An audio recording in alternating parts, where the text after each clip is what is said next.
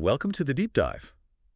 Today, well, we're trying to sort through all the different ideas about cleaning up road transport. We've got this report looking at electric cars, hydrogen ones, and those e-fuel vehicles. Right, the synthetic fuels. Exactly. So the mission really is to figure out which one actually makes the most sense from an energy perspective, based on what this analysis says. Yeah, and it's not just about, which technology sounds coolest. We're looking at well-to-wheel. Okay, explain that quickly. It means tracing the energy right from the source, could be wind, solar, whatever, all the way through production, transport, and actually making the wheels turn. Got it. So the whole journey of the energy. Precisely. It gives you the real picture of the energy cost and the environmental side, too. Okay, so let's dive in. What's the headline finding? Is there a clear winner on efficiency? Well, yeah, the report points pretty strongly towards battery electric vehicles, EVs. Right. Their efficiency range is pretty impressive, somewhere between 70 and 90%. 70 to 90, that sounds really high. It is, especially when you compare it. Think about your standard gasoline car. Okay.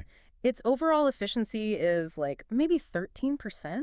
13? Wow, okay, so most of the energy in petrol is just wasted. Pretty much. Mostly as heat. So EVs, right off the bat, they're just in a different league for using the energy effectively. That's a huge baseline difference. Okay, so EVs are way out front. What about hydrogen then? The report mentions them too. It does. Hydrogen fuel cell vehicles, they come in lower. The range given is about 25 to 35% efficient. 25 to 35, so quite a bit less than half of an EV potentially? Yeah, exactly. Though they do note it might get a bit better, maybe up to like 42% by 2050 with improvements. Little big gap though. Well, Why is hydrogen so much less efficient? Where's the energy going? okay, so there are a few steps. First, you've got to make the hydrogen. If we're talking green hydrogen using renewables, Which is what we want, right? Clean hydrogen. ideally, yes. That process, electrolysis, splitting water, it takes quite a bit of energy itself. You lose about 24% of your starting energy right there. Just making it, before it even gets near a car. Yep. Just turning electricity and water into hydrogen gas costs you almost a quarter of the energy. Okay. And then, well, hydrogen is tricky stuff. It's a tiny molecule, hard to contain, likes to leak. Transporting it isn't easy or efficient either. Ah, okay.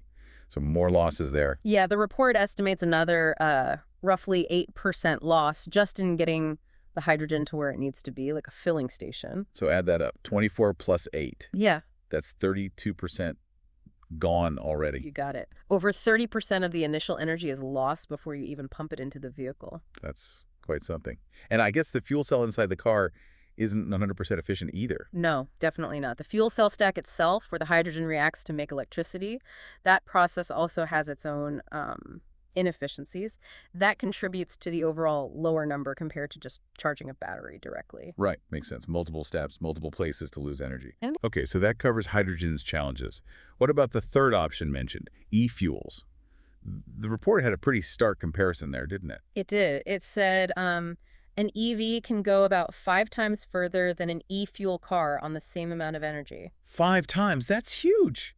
That would mean a massive difference in running costs for you, the driver. Absolutely massive. And the reasons, well, they sound a bit familiar after talking about hydrogen. Oh. How so? E-fuels are synthetic.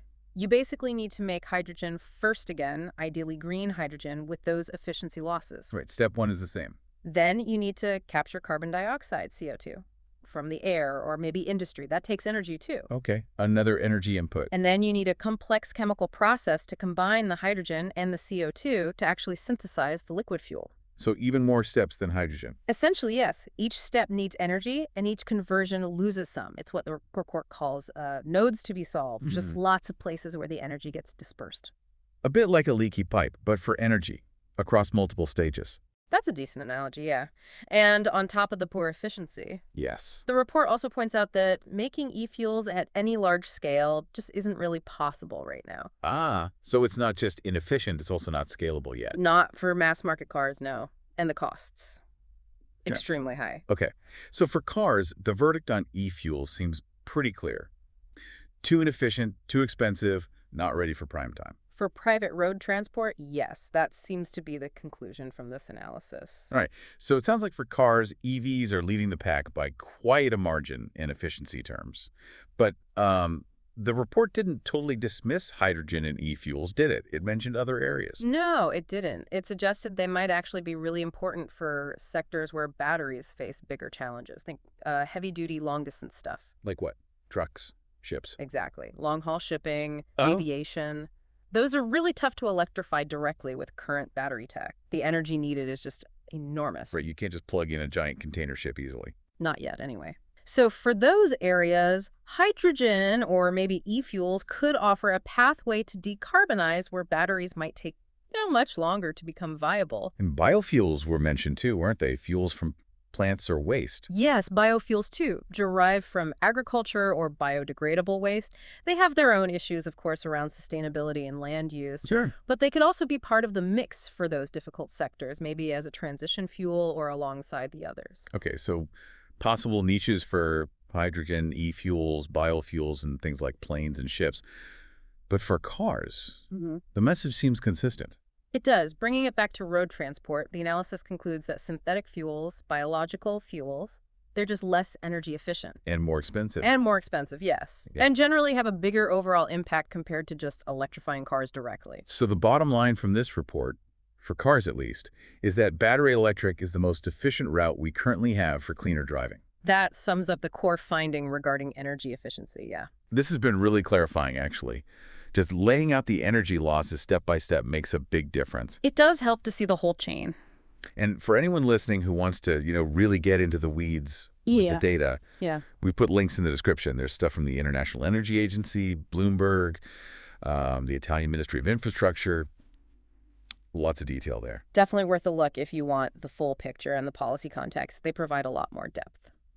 Great. So just to wrap it up then, based on this analysis we've looked at, battery EVs seem to hold the efficiency crown for decarbonizing cars, For now, yes, based on well-to-wheel efficiency. which leads to a bigger thought, I guess. Hmm. If the efficiency differences are that big, what does that really mean for us? For planning our energy grid, building charging stations versus hydrogen stations, the whole infrastructure question. That's the multi-trillion-dollar question, isn't it? It has huge implications for policy and investment going forward. Definitely something to chew on. And hey, if you found this deep dive helpful, if it cleared things up for you, Yeah. we'd really appreciate it if you hit that like button. It helps other people discover this kind of analysis. It does. Helps get the info out there. So thanks for joining us on The Deep Dive.